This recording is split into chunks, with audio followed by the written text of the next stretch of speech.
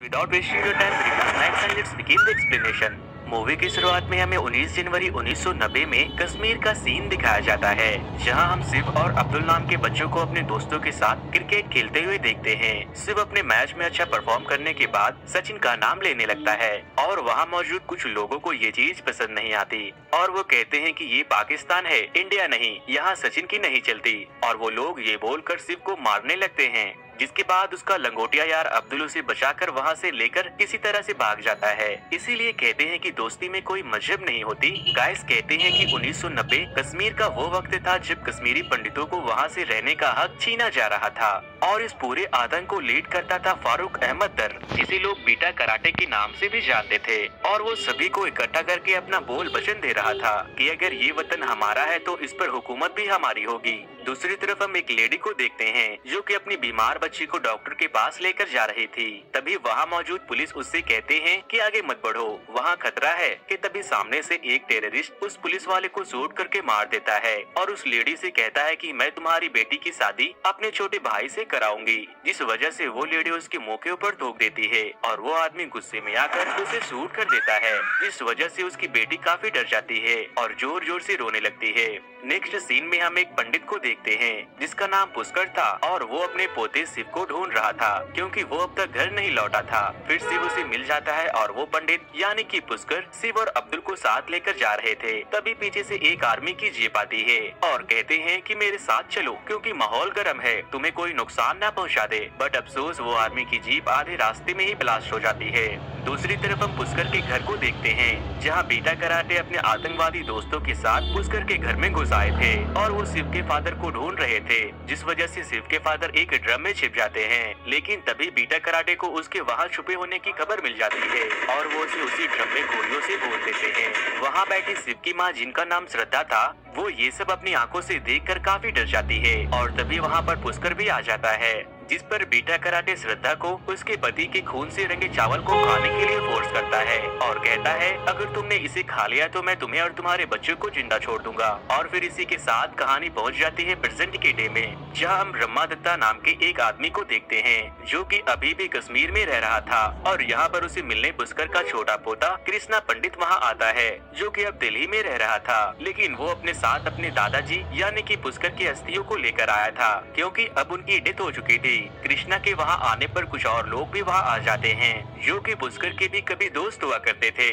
और उनके दोस्तों में थे महेश जो कि एक डॉक्टर, हरीश जो अपने वक्त में डीजीपी थे और एक दोस्त जो कि एक जर्नलिस्ट था। लेकिन कृष्णा को अपने मॉम डैड की डेथ के बारे में कुछ भी पता नहीं था कि आखिर उनकी डेथ कैसे हुई थी और कब हुई। उस बेचारे को ऐसा लगता था कि उसके मॉम डैड की डेथ एक एक्सीडेंट में हो गई। और फिर इसी के साथ सीन शिफ्ट होती है दिल्ली के जेएनयू यूनिवर्सिटी में, जहाँ कृष्णा ऑडिटोरियम में बैठा प्रोफेसर राधिका के लेक्चर सुन रहा होता है।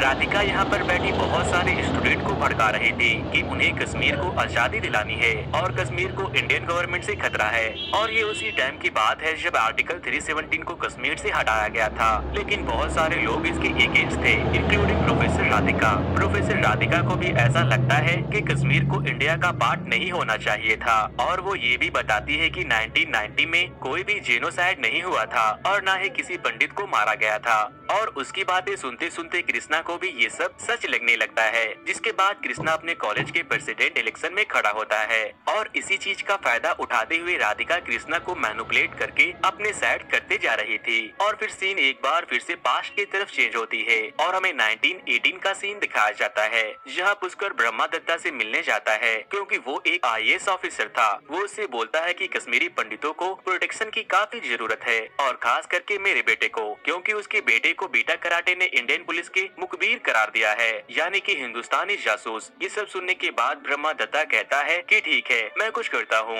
फिर ब्रह्मा दत्ता और पुष्कर रास्ते में जा रहे थे तो पुष्कर उतरकर सब्जी लेने लग जाता है तो वो सब्जी वाला पुष्कर को पैसे रिटर्न करते वक्त उसे पाकिस्तानी करेंसी दे देता है, जिस पर पुष्कर को ये बात अच्छी नहीं लगती। तो वो सब्जी वाला कहता है कि जिस कंट्री में रहोगे उसी की करेंसी मिलेगी ना। ये सब देखकर ब्रह्मा को काफी गुस्सा आता है और वो उसे जेल में बंद करवा देता है, जिसके बाद ब्रह्मा वहाँ के सीएम से पंडितों की सेफ्टी के बारे में बात करने जाता है, जिस पर पर सीएम उसे ही दोषी करार देते हैं और कहते हैं कि तुम यहाँ के आईएएस हो और शांति बनाए रखना तुम्हारा काम है। सीएम उसके बातों को इग्नोर करके आगे बढ़ जाता है और तभी हम देखते हैं कि सीएम बीटा कराटे से कुछ बात कर रहा था। इसका मतलब आप ये समझ ले कि सीएम खुद बीटा कराटे से मिला हुआ है। और फिर इसी के साथ सीन शिफ्ट होती है प्रेजेंट के डे में, जहाँ पर ब्रह्मा की वाइफ कृष्णा को उसके मॉम डैड की तस्वीर दिखा रहे थे, क्योंकि कृष्णा ने आज तक उन्हें नहीं देखा था। बिकॉज जब वो लोग कश्मीर से भागे थे तो उनके पास इतना भी वक्त नहीं था कि वो लोग अपने साथ कुछ सामान ले जा पाते। अब यहाँ पर ब्रह्मा जेनोसाइड के बारे में कुछ बोलता है तो कृष्णा उसे बोलता है कि कोई भी जेनोसाइड नहीं हुआ था, ये सब बस एक र्यूमर है। और उस रात 5 लाख कश्मीरी पंडित नहीं बल्कि सिर्फ 2 लाख कश्मीरी पंडित कश्मीर छोड़कर निकले थे और उन्हें मारने वाले भी आर्मी के लोग ही थे।